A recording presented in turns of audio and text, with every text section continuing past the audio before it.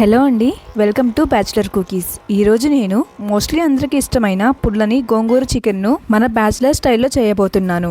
ఈ కర్రీను రైస్లోకి, చపాతీలోకి, పూరీలోకి ఎందులో తినినా కానీ చాలా బాగుంటుంది. ముందుగా కడాయి పెట్టుకొని కొంచెం ఆయిల్ పోసి హీట్ అయిన తరువాత ఫ్రెష్ గోంగూర కట్టను మట్టి లేకుండా నీట్గా వాష్ చేసుకొని హీట్ అయిన ఆయిల్లో వేయండి.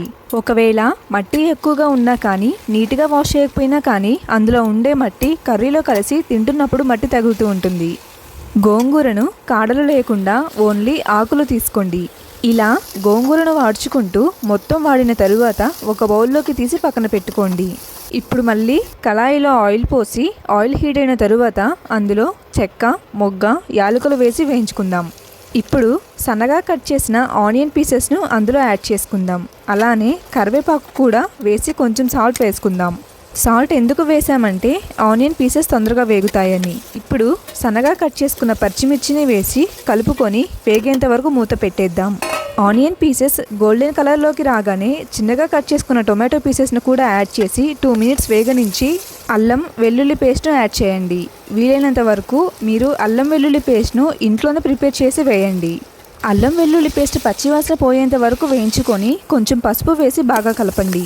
ఇప్పుడు అందులోని చికెన్ను యాడ్ చేస్తున్నాను. నాకైతే చికెన్ అంటే చాలా ఇష్టం. ఒకరోజు మొత్తం ఫుల్గా చికెన్ తినేసి మళ్ళీ నెక్స్ట్ డే చికెన్ అడిగే రకం. యాక్చువల్లీ ఒక రోజు మొత్తం చికెన్ తిని రేపటి నుంచి చికెన్ తినకూడదు అనుకుంటాను. మళ్ళీ నెక్స్ట్ డే నిద్ర లేచేసరికి చికెన్ గుర్తొస్తుంటుంది. మీరు కూడా నాలాగైనా కామెంట్ చేయండి. అసలు గోంగూర మన హెల్త్కి చాలా మంచిది. గోంగూరతో గోంగూర పచ్చడే కాకుండా గోంగూర పప్పు, గోంగూర రొయ్యలు, గోంగూర మటన్, గోంగూర చికెన్ ఇలా చాలా రకాలుగా చేయొచ్చు. వీటిల్లో మీకు ఏదంటే ఇష్టం కామెంట్ చేయండి. ఇలా చికెన్ పీసెస్ మొత్తం వేసుకొని ఆనియన్ పీసెస్, టొమాటో బాగా కలిసే వరకు కలుపుకుందాం. ఇప్పుడు నేను 2 స్పూన్స్ సాల్ట్ వేస్తున్నాను. స్టార్టింగ్ ఆనియన్స్ వేసేటప్పుడు కొంచెం సాల్ట్ వేసాము కదా, ఇప్పుడు దానికి తగ్గట్టు సాల్ట్ వేసుకుని చికెన్ను ఒకసారి కలుపుకుందాం.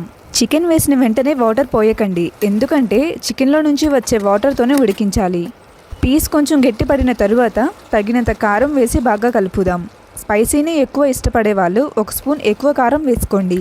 చికెన్ ముక్క బాగా మెత్తగా అయ్యాక గోంగూర పేస్ట్ను వేసి ముక్కలు పట్టే వరకు బాగా కలుపుకుందాము. కర్రీలో పులుసు ఎక్కువ కావాలి అనుకుంటే కొంచెం వాటర్ యాడ్ చేయండి. మనకి గ్రేవీ ఎక్కువ కావాలి కాబట్టి నేను ఇక్కడ వాటర్ యాడ్ చేస్తున్నాను. 10 మినిట్స్ మీడియం ఫ్లేమ్లో ఉడికినించి మూత తీసి చూస్తే ఇలా ఆయిల్ పైకి తేలుతుంది. అప్పుడే కర్రీ పర్ఫెక్ట్గా కుక్ అయినట్లు. 1 spoon garam masala, 1 spoon chicken masala వేసి 5 మినిట్స్ ఉడకనించి చివరిగా చిన్నగా కట్ చేసిన కొత్తిమీరను వేసుకుంటే టేస్టీ గోంగూర చికెన్ రెడీ. మీరు కూడా ట్రై చేసి ఎలా ఉంది కామెంట్ చేయండి.